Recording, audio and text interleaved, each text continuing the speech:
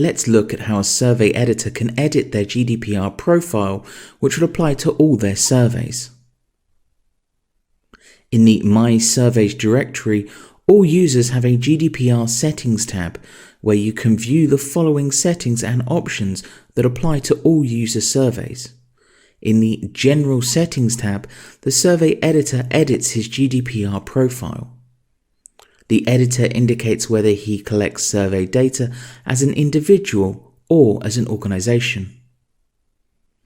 In case he collects data as an organization, he must also enter the organization name, registration number, and the person authorized for personal data protection, DPO, or responsible person, e.g. the author of the survey, the director of the company, etc. The GDPR profile must be edited by each user who collects personal data in the surveys. The data entered by the user in the GDPR profile will be protected and used only for the purpose of processing requests for deletion, modification, or access to personal and/or survey data. The survey list shows all user surveys together with an indication of whether it is a potentially GDPR binding survey. The survey that collects personal data. To identify potential GDPR binding surveys, the one-click survey tool automatically checks whether the survey contains the following fields: enable system for sending email invitations, activated module telephone survey, variables name, surname, email, first name, last name, and location question type. In the case of a GDPR binding survey, the user must indicate this accordingly. In this case, you have additional options for editing the survey in accordance with the GDPR required consent for the respondents. By agreeing to the general terms of use for one-click survey, which you agreed to when registering to www.1ka.si,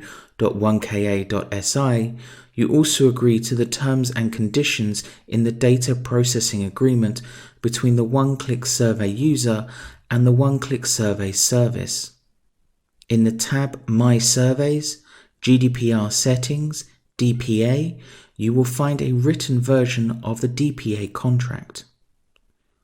In case you need a signed agreement or DPA contract, contact help@1ka.si and we will adjust the DPA accordingly.